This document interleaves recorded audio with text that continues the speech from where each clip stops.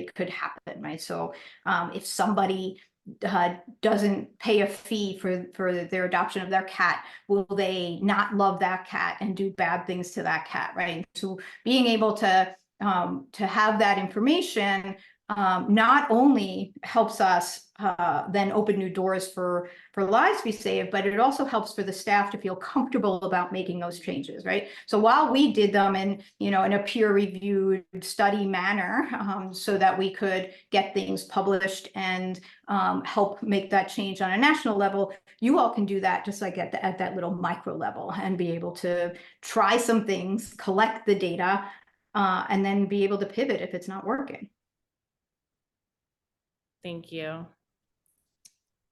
I think we want to turn to you all now and ask you what is happening in your shelters, and is what we're sharing today reflective? My guess is we're going to hear from a lot of people that say no.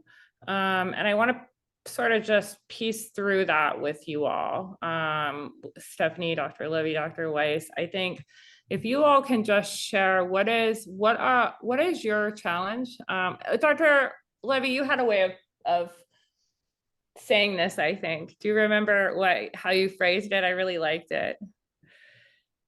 Well, I think when we were talking about how to kick off this series of presentations, one thing we talked about is we're probably confirming some gut feelings you've had for a little while, but we really wanted to find out, like, one, is there anything you're doing that really turned things around? Like, we're all here in this hard place right now, and if there's magic that you discovered, some little trick or something that you tried that's new, please share it in the chat and let us know, because we definitely want to find those things and share them. But also would like to hear from folks on, like, what is a big barrier? What do you think is making things so hard for dogs right now in your shelter, in your community? Is it housing or lack of veterinary workforce?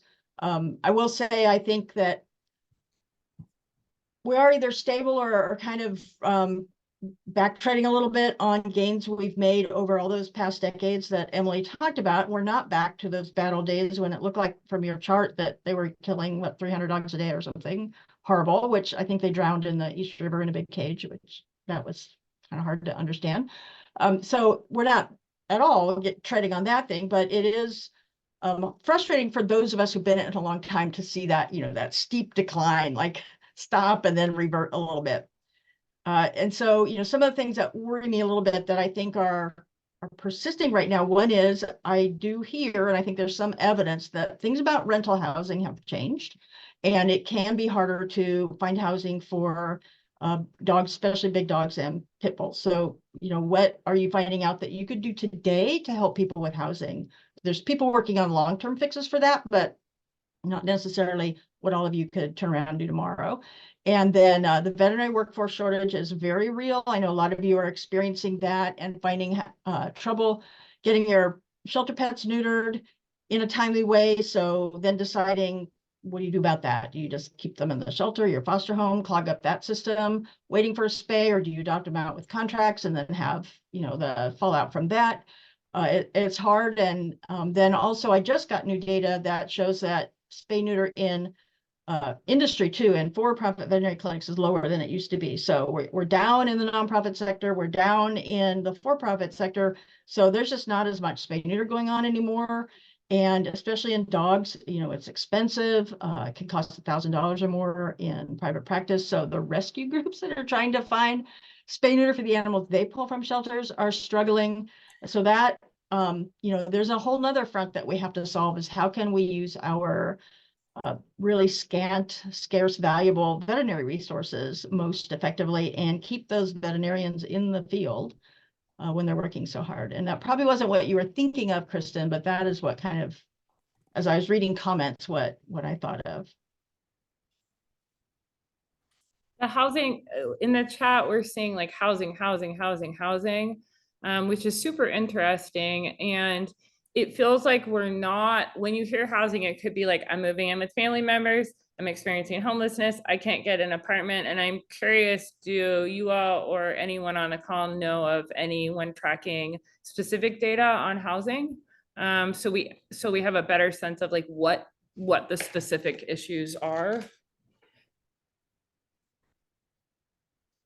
I know that the ASPCA this is an area of focus for them legislatively, so they might have that data. And just glancing through the comments, it does seem like a lot of folks are talking about large dogs being allowed in housing units, rental housing. It looks like behavior is coming up a lot too. And there was an interesting question about what do you think about behavior dogs being housed long-term? And it's a good question, because we're going to be really careful with these calls to talk in terms of what we know and what we don't. And so our sort of thoughts and opinions, we're going to try to really ground them in data and research here. And there hasn't been any evidence in a shift in how people are housing behavior dogs in terms of national data that I'm aware of. And it's something to continue talking about. But what we're encouraging you all to do is, for every one of these calls, we want to know like what the trends are for your organization, so we can help you address the real issues that are happening for you and really talk in terms of data. Ideally, we're all sharing data back and forth all the time, being like, what do you think of this? What should we do about this? So we probably won't share too many opinions here unless they're grounded in some kind of data or research. Kristen, one thing I noticed in the Q&A, someone posted that said some organizations that she talks to have data that shows their intake is higher than pre-pandemic. Why do you think there's a discrepancy between SAC data and what some orgs are? And I think good question about like who's reporting to SAC. SAC is a voluntary organization, and the goal of having very comprehensive, transparent reporting. SAC rolls up the data, so it's anonymous when it rolls back out. But I think in situations like that, please encourage all your shelters to submit to SAC. Really easy. They can automate it right from your software, or handhold you through any kind of system that you have to get your data in there so that your region is represented well that way.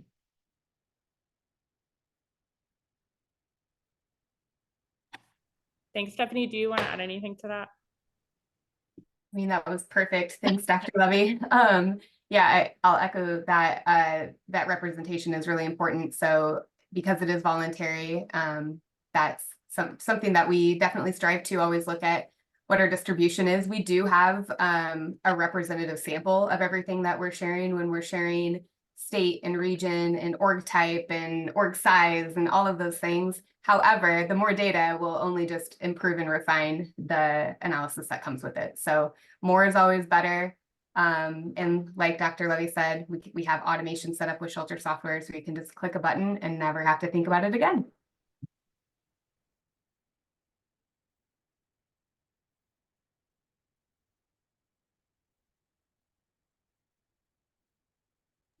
Deb, your whole organization is like focused on dog outcomes. Do you want to talk a little bit just about like where you think we need to head from here, and like how PEDIGREE Foundation is trying to help? Because I think there are some resources that are available now that will be actually really helpful to folks.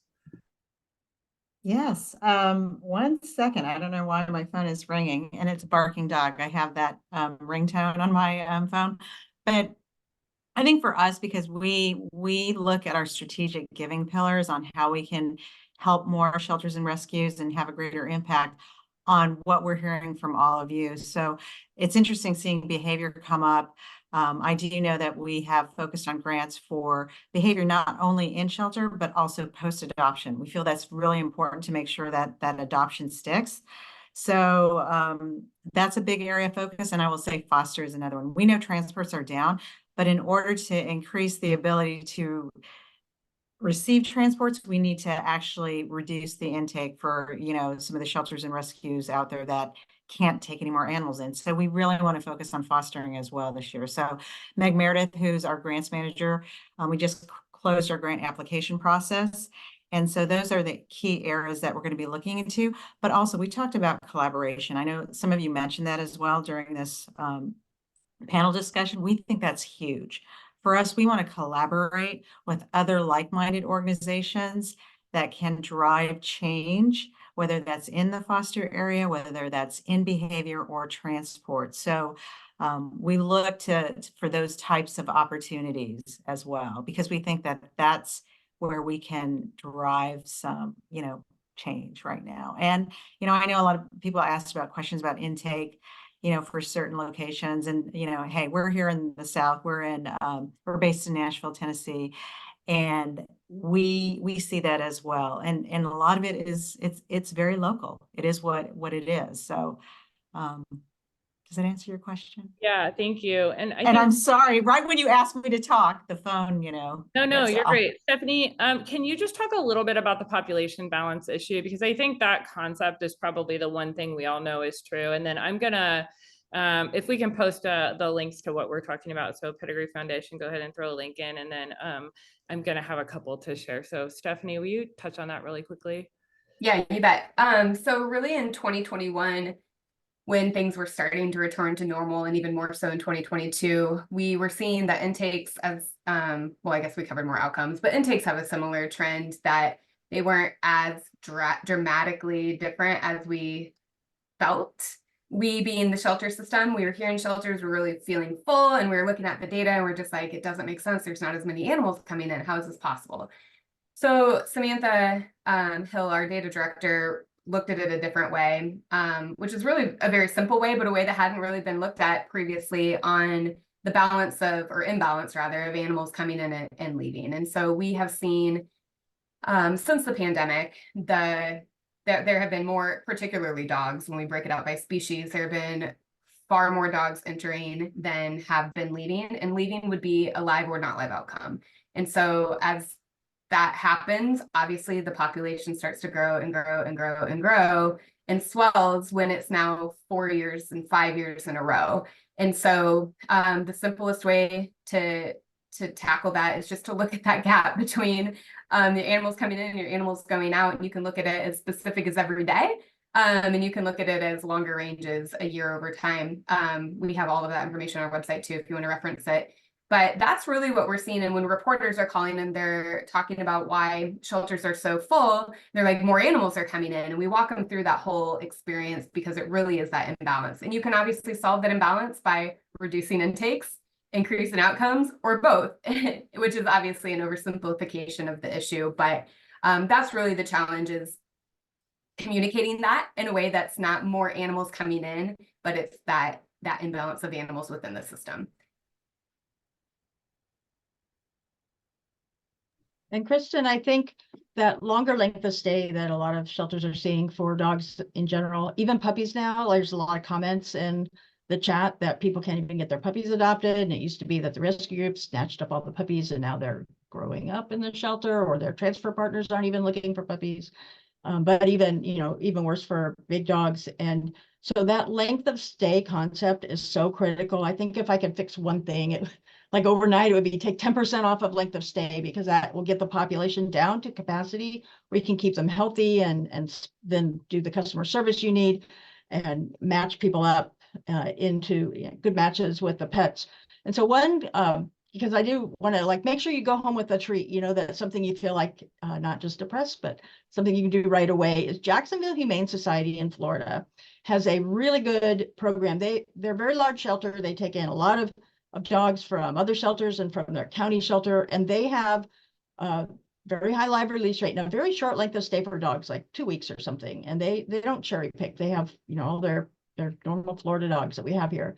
And they have instituted a long stay task force that is mostly run by volunteers, and it's very automated, so that there's triggers that come up as a flag from the shelter software at certain time points if a pet is still there. And they have very good CE, and they will be happy to give you a talk for your shelter and help you implement this. If you're regional, they'll actually come to your shelter, but if not, they can do it all online. So that was one tip that I think would be super helpful to just implement, is make sure that you really have an eye on those dogs that are either at risk for long stay, and avoid it, or interrupt it when it's occurring. That's so helpful. I also have a tip back to the whole, what you said about length of stay. One of the things that I look at individual shelter data sets every single day. And one of the things I've noticed has absolutely changed is the status holds on animals. We are seeing animals held in some shelters, 50 to 80% of the time they spend in a shelter, on average, they are unavailable. By removing these status holds, there are many cases in which someone will put an unavailable status on an animal, quit their job, months later, that animal will still be unavailable and no one knows why. That problem is completely out of control, and you will shorten your length of stay simply by putting some protocols in place and how long animals can be unavailable. Ideally, they're all available from the minute they enter, unless there's a reason for them not to be. And so getting that is a system problem that we're going to be talking about moving forward. I also just want to mention, I shared a link in the chat. We want to hear from lots of experts, and we know there's so many other data and technology animal shelter nerds out there. If you are interested in talking on one of these calls, we'd love to have you. There is a link to a form. If you complete it, you will hear from us no matter what. And we're working on getting the schedule for these first calls down. Okay. So, want to see what data we got from our survey? Let me see if I can do this. Okay. I am going to, you know what I'm going to do? I'm just going to share the link to it and not share my screen so that we can just walk through it, but you can look at the link whenever you want. So let me make this public so you can see it. And then we will publish this, and I'm going to share it with you, and we're going to just talk through it really quick. Here you go. Okay, so what do we have here? So you should be able to access that report, but we have in this call, we have 36% of you, or 40% of you are with a nonprofit animal shelter, 30% are with a government animal shelter, and then a lot of different answers here. It sounds like you are very confident you understand your own data. 55% of you said you are confident in that. Only 30% of you said that you're confident that the majority of your staff know how to correctly enter data. And only 33% said you are confident, highly confident that your data is entered in the same way by everybody. So I just want to stop on that and ask our speakers, what are your thoughts on hearing those percentages?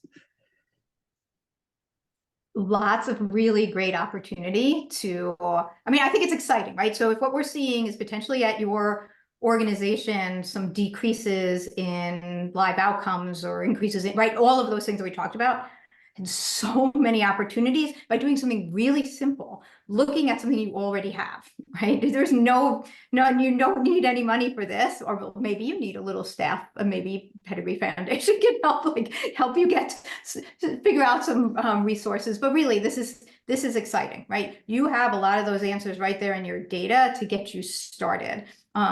Can I weave back just for a second to what Dr. Levy was talking about, right? Because this also comes back to the data and, you know, when folks are looking at it and how often they're looking at it and how do we avoid long stay dogs in the first place is by really having your eyes on that data and your eyes on those animals, right? So if it's daily on the animals, including their cage cards, and you're asking why is he still here? How do you know? And then you go back to your data to be able to be really focused on that length of stay and some of those other indicators. You got this, right? So I see nothing but opportunity. I think it's exciting. We're going to be, Dr. Levy, do you have anything to add, Stephanie? I think those percentages, like the thing that I think when we think about the problems with shelter data, I get back to this problem of like, if we aren't confident that we are entering correct data in the first place, which I think a lot of us have concerns about and it's staff turnover has been incredibly high. And so we've got all these new people, they're walking in, you're like, okay, well, you're taking in 50 animals today. Good luck, you'll figure it out. If that is you, then what do we, like, where do we go from here? And do those numbers surprise you, or are they what you expected? I can start. They don't surprise me. I agree with Dr. Weiss. There's a lot of opportunity. When we looked at a complete data set towards the end of last year, we saw that only 1/3 of owner surrender reasons the data entered was even usable. because it either had things like owner surrender, or owner surrender, street name.